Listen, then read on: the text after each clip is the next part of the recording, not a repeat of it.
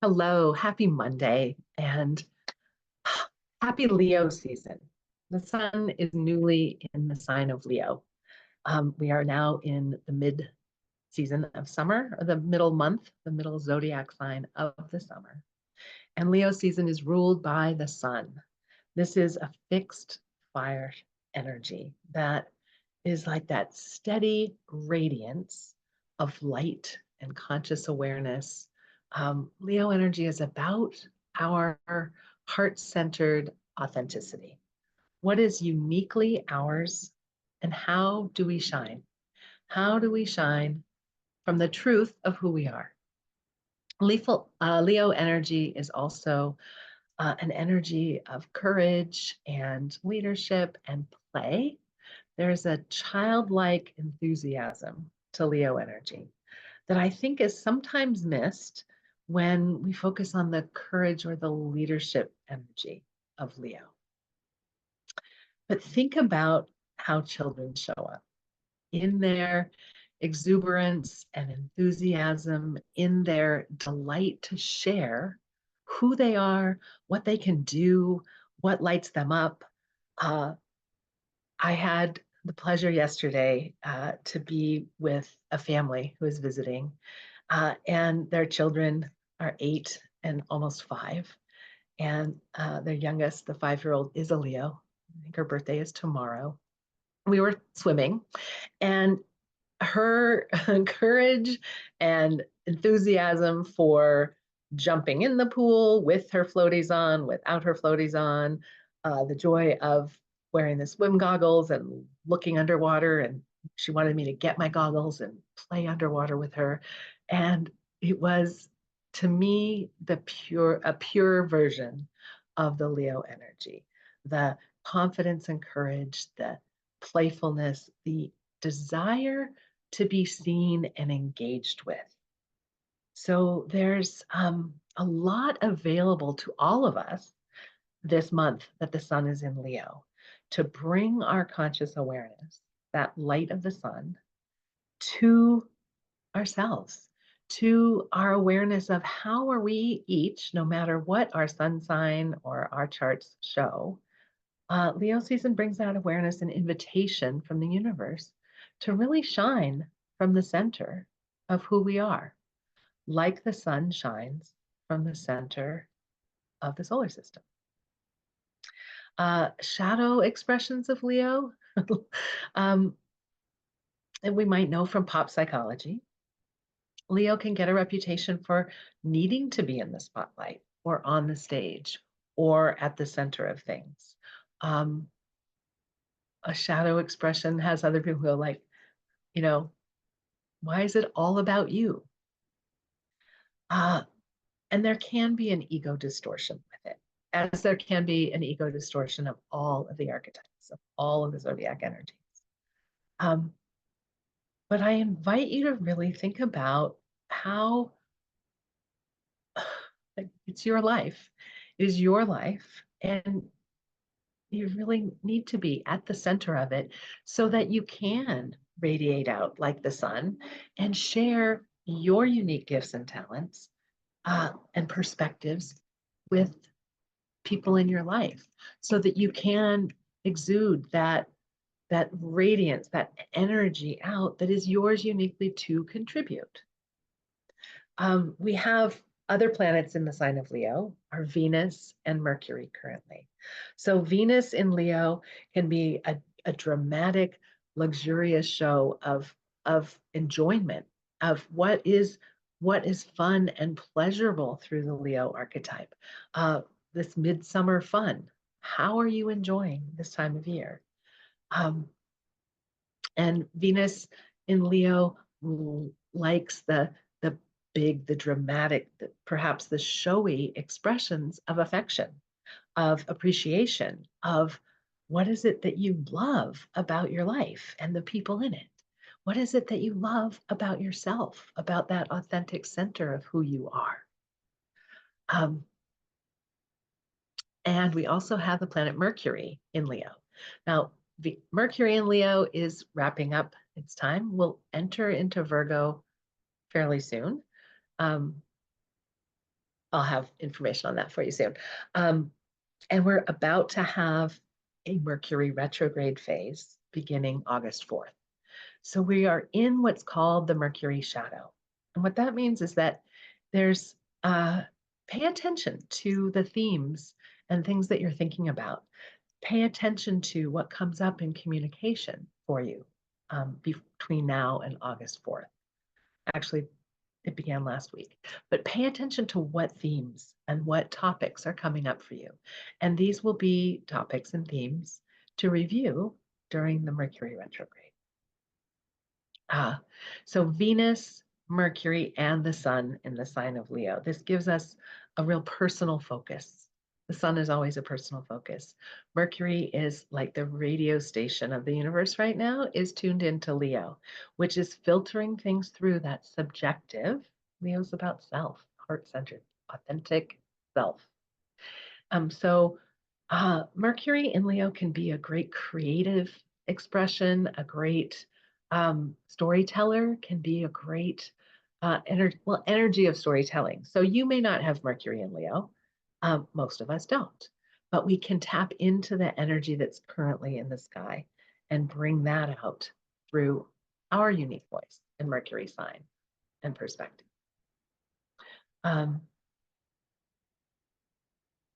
There can be hyperbole and larger than life expression, kind of those, fish tales of, I caught the fish that was this big. Okay. There can be kind of an exuberant or perhaps exaggerated uh, way of expressing things during this time. But it also has that warmth and wonder and radiance to it. So it can be a really compelling time for communication and for appreciation, seeing the good in life. That Venus in Leo is going to see all that is bright and shiny and warm and attractive and really quite lovely. Let's see, other things in the zodiac. So Mars recently changed signs too. Yesterday, Mars moved into the sign of Gemini, which is that air sign of mental activity, mental agility. Mars in Gemini is motivated to experience life, to explore new ideas, new places, meet new people. There's a charm and a friendliness to Gemini energy that is enlivened when planet Mars is moving through Gemini. And we are also in the period of a whole year of Jupiter being in Gemini. Jupiter, that planet of growth and expansion in the sign of Gemini. So we've had a lot of Gemini energy with Mars and Jupiter together there. And as Mars moves quicker than Jupiter, it will meet up with Jupiter at some point. We'll talk about that. But really activating our minds and our ability to hold more than one perspective at a time. That is a huge gift of Gemini. That ability to know that there's more than one point of view, there's more than one perspective. And Gemini has it capability of holding multiple perspectives, multiple viewpoints. Gemini is called the sign of the twins. There's a dual nature to Gemini, but it's really more than duality. It's not a binary. It is a knowing that there are multiple perspectives, multiple ways of thinking about things, talking about things, approaching things. And so I think this is going to be really helpful energy, especially at this time of year and especially at this time in our political process, I will say. There's freshness and newness in the political landscape, right? With yesterday's announcement that President Biden was stepping out of re-election. And there's a whole bunch of news this morning about fresh energy around the Democratic Party and nomination, around Kamala Harris having so many endorsements and perhaps being at the top of the Democratic ticket.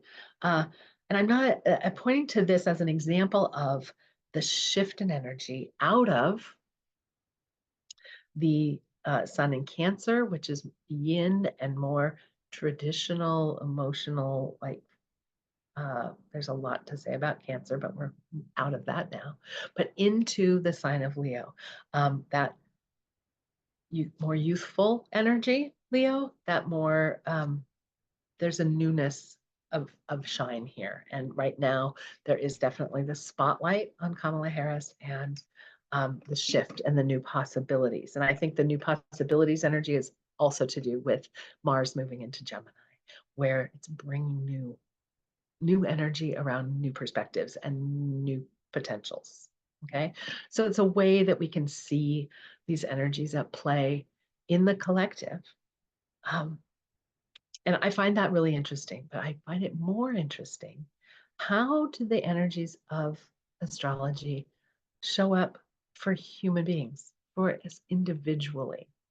That's why I love my work with people one on one, of really exploring your chart, your unique birth chart and map of your soul's potentials, and learning, helping you understand how you can learn to feel into, identify, and work with intentionally uh, the current astrology, which is what I often share here of like what's going on now.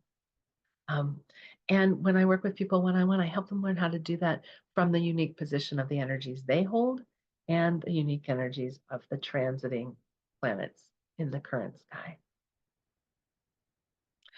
This weekend was a powerful full moon. It was our second full moon in the sign of Capricorn, the very last degree, and it was exactly conjunct or together with Pluto at the very first 0 degree point of Aquarius.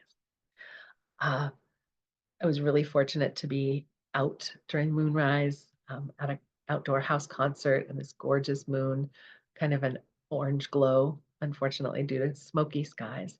But it was a beautiful full moon rise behind an oak tree. Um, and I was aware of like seeing and feeling that energy of the Capricorn full moon, knowing that the influence of Pluto was right there. Pluto energy is transformative, it's powerful. It's also a real uh, destructive or peeling away energy of what's old and no longer serving. It's a death and rebirth kind of transformation. So, in order for that new and the rebirth, the old to peel away, it's a cycle of death and life and death and life. And a full moon can reveal to us an emotional experience of that energy that it's in. We're in the sign of Capricorn, the sign of persistence and tenacity, reliability, foundations, structures, our collective structures that we rely on, like government and banks and infrastructure things. And in ourselves, the Capricorn energy of our own determination and tenacity. And um, sometimes that Capricorn energy can get too focused or too much with your nose to the grindstone. The working hard persistence energy that might have lost sight of um, the reason behind it. The why are we working so hard at something? So you might have, depending on where that last part of Capricorn is in your chart, the area of life where it most shows up, this full moon could have given you insight into what is it time to let go of? What part of you is it time to have that part of you step down, like President Biden did? You know, is there a part of you that is identified with your accomplishments or your leadership style or your hardworking parts that it's time to separate from or let go of or release a tight grip on? So I think here's a place where the personal and the political are connected, which I believe they always are. I think there's things that we can see about ourselves by noticing what's happening in the world around us, both our close in world of friends and family and community and broader um, global um, things that are going on. Um, find those interesting inquiries. So even though we are post full moon, we're still in a time of that releasing. And so sometimes the energy of a full moon we're aware of in the approach to the full moon a couple days before. Sometimes the insight or the aha comes, you know, the day or two after. So I always suggest to people that I work with to just be open to a new emotional awareness. You might sit in meditation for a moment or sit and stare at the sky or the trees or something and just feel into like, what am I noticing here? What is, uh, what's that energy of transformation for in my life right now? Um, that's that moon and Pluto influence. Okay. The moon is our emotional awareness. How am I aware of what needs to change? What does deep change feel like to me in my body? Um, we are today in an Aquarius moon.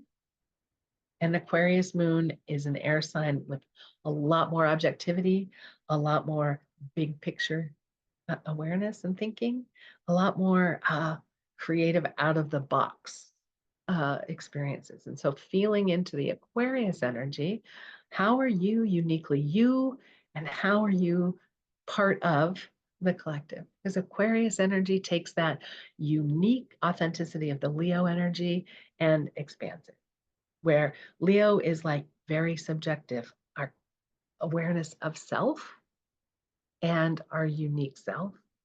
And Aquarius says, yes, and everyone is unique and special. Everyone. Aquarius is a very um, equalizing archetype and energy, recognizes that we are all unique and different and individual, and yet we are all part of the collective. And I think this is a really exciting couple of days with the moon in Aquarius. We can all tune into, right? How do we, and back to the political environment of the moment, how can we recognize that we are all in this together and that we each have a unique role to play? Uh, and I actually feel hopeful about this. It's all very unknown, chaotic, unprecedented still. But I feel like with so much air and fire in the cosmos, air and fire element signs, uh, fire, Aries, Leo, Sagittarius. We've got a bunch of planets in Leo right now. The air signs of Gemini, Libra, Aquarius. We have Mars and Jupiter in Gemini right now. We have the moon in Aquarius today and Pluto in Aquarius at the very beginning. So there's a lot of fire and air in the current sky. And that can have us feel really inspired, really activated with ideas and passionate creative projects, new ideas, a bunch of vitality and really energized mental energy and really energized uh, passionate and identity energy.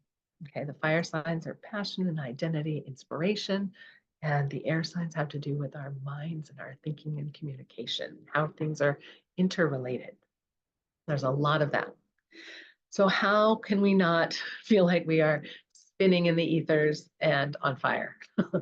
um, we can lean into the water and earth elements. So in the sky, we still have in Pisces, Saturn, and Neptune working with us very internally in their retrograde phases in Pisces. And this is an invitation to open our hearts to more compassion and empathy for ourselves and for others, to open our perception around the unseen. What are our emotions telling us? Our intuition. How are we engaging our spirituality and our souls and the unseen? Um, really important to do that. In the earth signs, we have planet Uranus and Taurus. Now, Uranus is that unpredictable energy of sudden change and uh, unpredictable, shocking energy. But its purpose is for our awakening and for our evolution, our freedom. And in the sign of Taurus, that can feel like really shaking up our physical realm, really shaking up our attachment to where we find security.